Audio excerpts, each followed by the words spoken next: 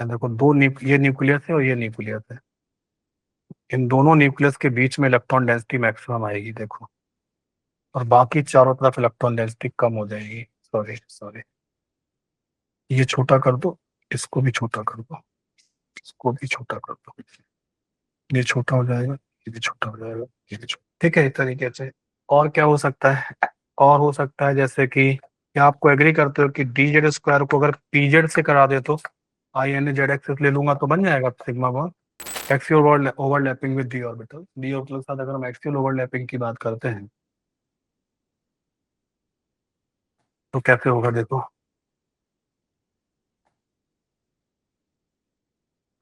Axial overlapping with D orbitals में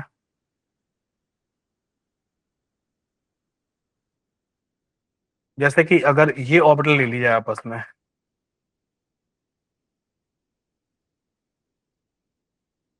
ये कौन सी ऑर्बिटल है? क्या आपको फील आ रहा है कि ये एक्सियल ओवरलैपिंग बन रही है? Can you agree? B x square y square, क्या ये आपस में एक्सियल ओवरलैप करेंगे? बिल्कुल करेंगे। ये वाई है, ये वाई है, ये एक्स है, ये एक्स है, तरीके से। तो ये आपका एक्सियल ओवरलैप माना जाएगा, यही आपस में ओवरलैप करेंगे, बस ये नहीं करेंगे, ये दोनों नहीं करेंगे, ध्यान रखना ना। हेड टू हेड ओवरलैपिंग हो रही है। इसका जब डायग्राम बनाओगे तो फाइनल डायग्राम क्या बनेगा पता है? देखो ये न्यूक्लियस है और ये न्यूक्लियस है। इन दोनों न्यूक्लियस के बीच में इलेक्ट्रॉन डेंसिटी मैक्सिमम आएगी देखो। और बाकी चारों तरफ इलेक्ट्रॉन डेंसिटी कम हो जाएगी। सॉरी सॉरी,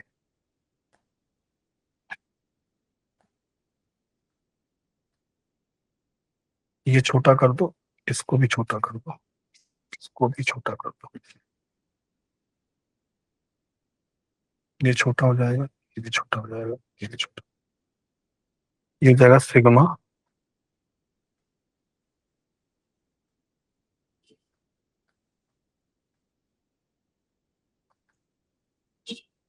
हो जाएगा, बना लो। क्या आपको ये समझ में आता है कि हम अगर इसको बना लें, आई एन ए क्या ले लें, ये सिग्मा बॉन्ड बन जाए, जेड ले लो।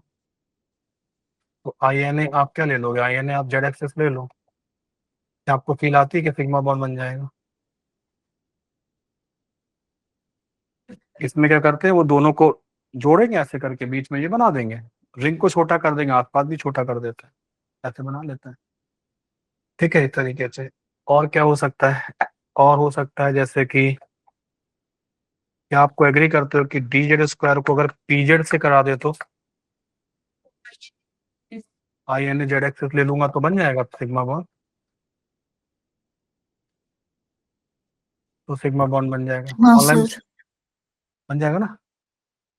तो अच्छा बताओ सर अगर वो सर्कुलर जो सर्कुलर थिंग के साथ सिग्मा बॉन्ड करेगा ना। हाँ, इसके साथ कौन सी किसकी बात कर रहे हो? डी जेड स्क्वायर तो उसका जो दो लोग होता है और अंदर में एक एक रिंग सर्कुलर। होता है, रिंग से मतलब हाँ नहीं है, हाँ। लोब से ही करेगा। रिंग तो में इलेक्ट्रॉन डेंसिटी होता ही नहीं है। ऐसे बनाते हो ना इसको, यूं। हाँ, ओ तो अच्छा। ये पी ऐसे बना देना। अच्छा, मैंने सोचा कि वो लोग परपेंडिकुलर है।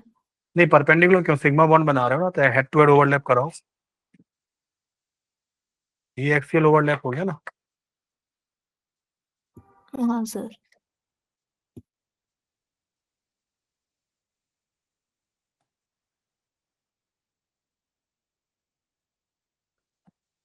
क्या हम d x square y square और पी ऑर्बिटल से सिग्मा बॉन्ड बना सकते हैं? कौन सी पी लें? पी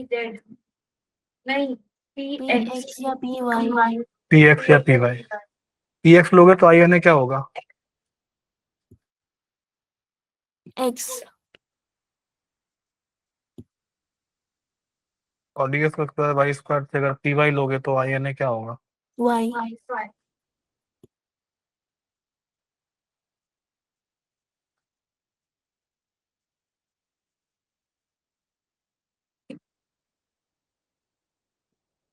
ठीक है।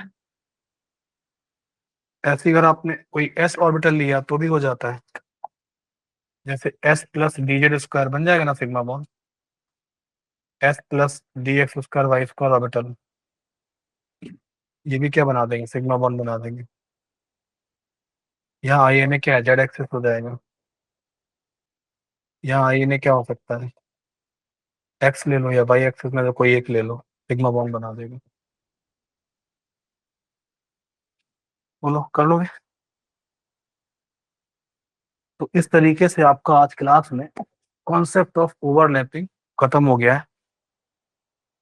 जिनको समझ में आया पूरा बहुत अच्छी बात है, लेकिन पिछला लेक्चर और ये वाला लेक्चर जो है ना, दोनों लेक्चर को आपको बार बार, क्योंकि ये पूरी इंटायर केमिस्ट्री का, इनऑर्गेनिक केमिस्ट्री का बेसिक है।